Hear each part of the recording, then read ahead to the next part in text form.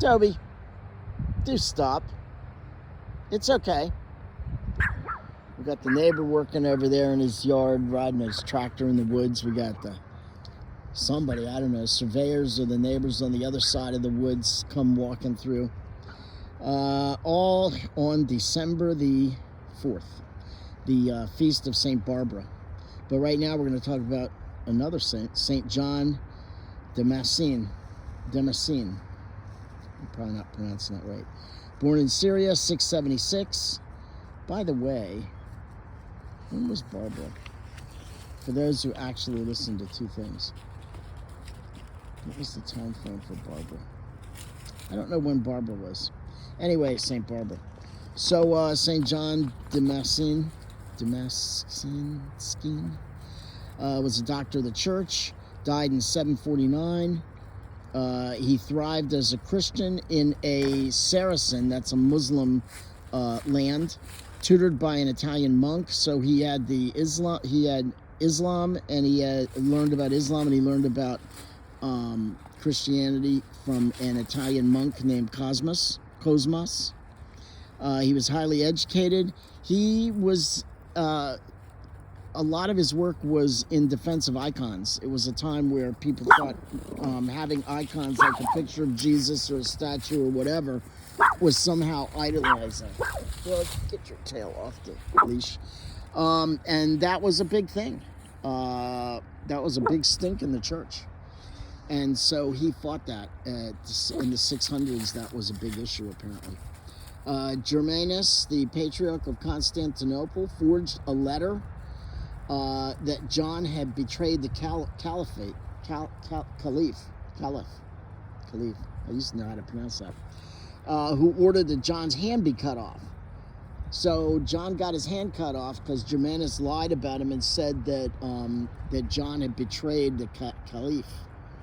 That would be like the Muslim leader. So he cut his hand off. Had his hand cut off. Wow. Talk about too late to to bash the sword into a plowshare, etc., etc.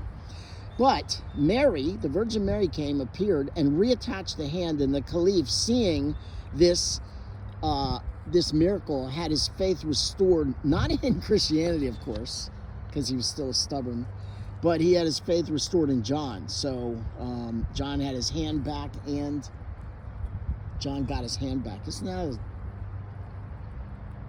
a saying from Mad Max? Somebody wants his hand back. Anyway, John then became a monk near Jerusalem. He became a priest. Stop. This dog is going to run. He became a priest. He was a philosopher, an orator. He adapted choral music for the use in liturgy. Yeah, St. John Damascene. Saint Day today, December 4th. So let's again let's pray for conversion of the Muslims, to recognize that their religion is bastardization. That's the word I was going to use before. It's a mix of Judaism and Christianity, but unfortunately the Christianity that Muhammad was being taught was from heretics for a lot of it. So he really didn't know what he was doing and he wasn't studying. He would just hear these people, apparently. So he would take the parts that worked for him, and then he turned himself into the next prophet, which again makes no sense. He's not a prophet to the Jews. He can't be, because he's not Jewish. Not a prophet to the Christians, because that was already done. The main revelation was already completed 600 years earlier. So there's no need for Muhammad. So I don't know where he got what he was getting. He said from an angel. You know, I heard another story today that I think it was something to do with the Franciscans, that St. Francis saw a beautiful throne in heaven, and it was the throne, or a seat, a beautiful bejeweled chair that was actually for Lucifer, had he not rebelled against God. And instead, supposedly, the saints would now take up some of those chairs that the angels decided to leave God. So I think St. Francis got, I don't know if he got that chair. But anyway, so who knows? Maybe Muhammad was visited by a demon who looked beautiful, because that can happen. I can't really explain what it is. I just know that, like Martin Luther, everything Muhammad did pretty much became a problem and brought about death and division. It didn't bring about unity. So I would have to say that the things from the two of them were both brought on from my thinking would be, if it's brought on all this evil, probably from demons.